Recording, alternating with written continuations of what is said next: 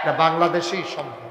মায়া নাই, ভালোবাসা নাই, মহব্বত নাই, ভালোবাসা আসলে নাই।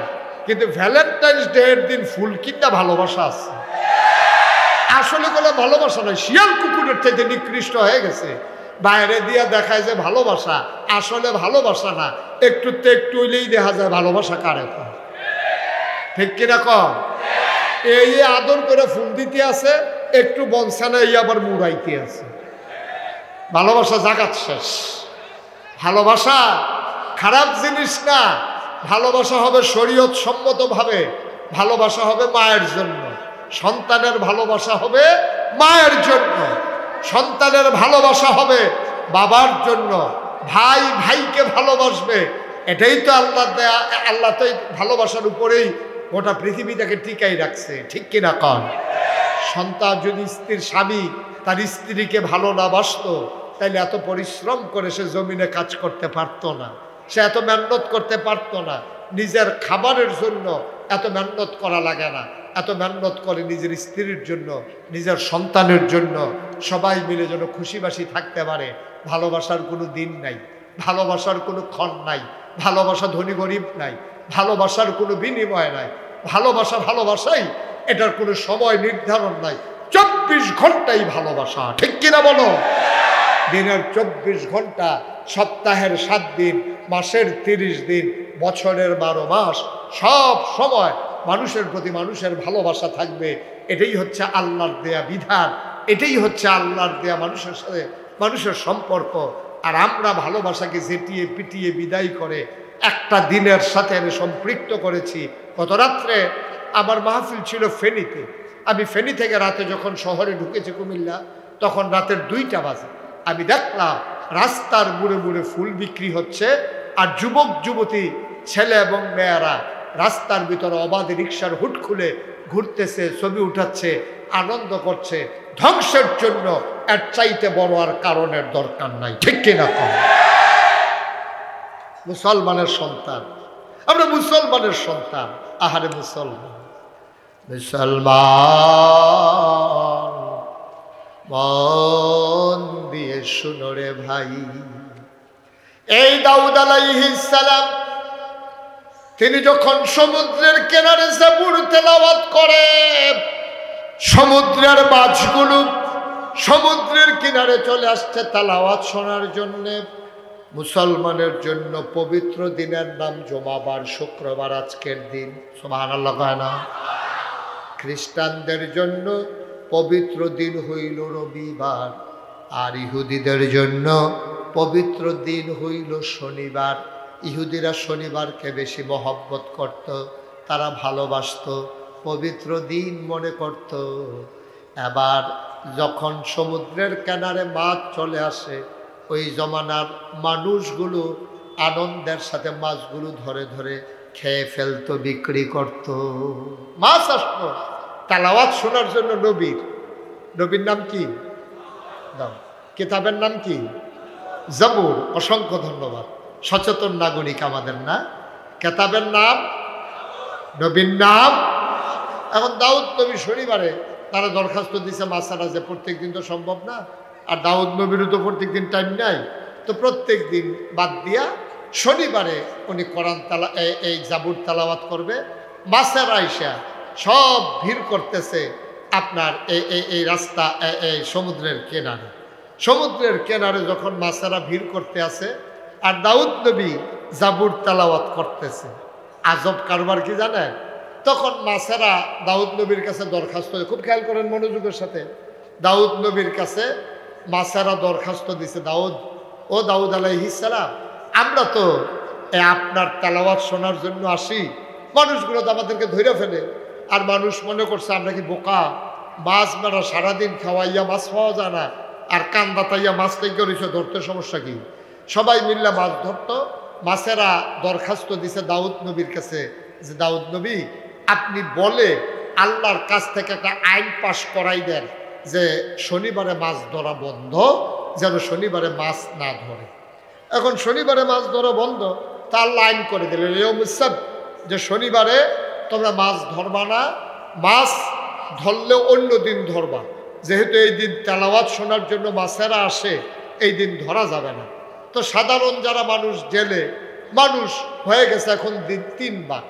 কয় ভাগ? এই ঘোষণা আসার পরে মানুষ হয়ে গেছে কয় ভাগ? আরে জোরে কথা কয় না, কয় ভাগ? মঞ্চে যারা আছে না কইলেও সারবো না, তারা যে বইয়া রয়েছে এটা তো বেশি। মঞ্চে উঠার লগে লগে 2টা বালিশ দেওয়ানোর দরকার ছিল তারা। হ্যাঁ কথা কইয়া কয় ভাগ? এই তো মাশাআল্লাহ কথা কইছে। হ্যাঁ আমি তো মনে করছি পারে না, পারে কয় না। কয় ভাগ রে? মানুষ হয়ে গেছে। আইন হয়েছে যে শনিবারে মাছ ধরা কি, শনিবারে মাছ ধরা কি বন্ধ। আইন হওয়ার পরে মানুষ হয়ে গেছে 2 ভাগ। একদল কয় কত আইন দেখলাম, এই আইন মানলে চলবো, এত সহজে মাছ পাওয়া যাবে না, সারাদিন খাওয়াইয়া মাছ ধরন যায় না, আর মাছ আইয়া কান্দাত লাগে আইন করলে মানি নাকি। একদল ডাইরেক্ট অস্বীকার করে শনিবারে ইচ্ছা মতো মাছ ধরলো। আরেক দল বুদ্ধি করলো শনিবারে যখন মাছ ধরা বন্ধ, আল্লাহ যখন কয় আল্লাহরে সেতাইয়া লাভ কি, যেহেতু আল্লাহর জান্নাতও যাওন লাগবো, তা আল্লাহরে সেতাইয়া তো আল্লাহর জান্নাতও যাওন যেত না, তো শনিবারে ধরন লাগবে তো থাকি। তারা করছে কি, তা শনিবারে বান দিয়া রাখতো, রবিবারে ধরতো। আমার মনে এটির বাড়ি বাংলাদেশ হইব। এত বুদ্ধি বাংলাদেশের তারা ছাড়া কেউ এটা ইয়ে পারত না রে। এটা বলতে বাড়ি বোধ বাংলাদেশ এখানটি। এটা শনিবারে বান দিয়া রাখতো, রবিবারে দিয়া ধরতো। আইন মানতে আছে, আইন বাংলাকে ঠিক হবে না, এই জন্য আইন মানতে আছে। শনিবারে বান দিয়া রবিবারে ধরে। আরেক তারা ধরেও না, তারা এটার কাছেও যায় না। মানুষ 3 ভাগ হয়ে গেল। এক তারা ধরবই, আরেক তারা কয় আমরা ধরবো না। খুব খেয়াল করেন, চিকন কথা। এক তারা ধরবেই, অস্বীকার করে ফেললো। আরেক তারা কয় আমরা ধরবো না, কারো কাছে কিছু বলবো না। আরেক তারা কয় আমরা ধরবো না, কাউকে ধরতে দেব না। সুবহানাল্লাহ বলবেন না? মানুষ হলো কয় ভাগ? না কথা বলে না, কয় ভাগ? এক তারা ধরবই, আরেক তারা ধরে না, কেউ কিছু কয় না। আরেক তারা ধরে না, কাউরে ধরতে দেয় কয় যে আমরা কাউকে ধরতে দেবো না, আল্লাহর আইন, আল্লাহর আইন লঙ্ঘন করতে কাউকে দেব না। এটা আমরা সিদ্ধান্ত, ডিসিশন। একদল লোক 3 দল লোক ভাগ হয়ে গেছে। এক তারা ধরে, আরেক তারা ধরে না, মাতেও না। আরেক তারা ধরেও না, কেউ ধরতে দেয়ও না। আল্লাহ তাবারক ওয়া তাআলা এবার কি করলেন? এই যে এই কারবারটি যে মানুষ করতেছে, আল্লাহ দেখে না কি দেখে না? আল্লাহ জানে না কি জানে না? আল্লাহ তাবারক ওয়া তাআলা সব দেখেন, সব জানেন। আপনি যদি রাতের আধারে ডুব দিয়া আপনি যদি 1 ঢুক পানি খান, কেউ দেখবে না, একজন দেখে। তিনি কে?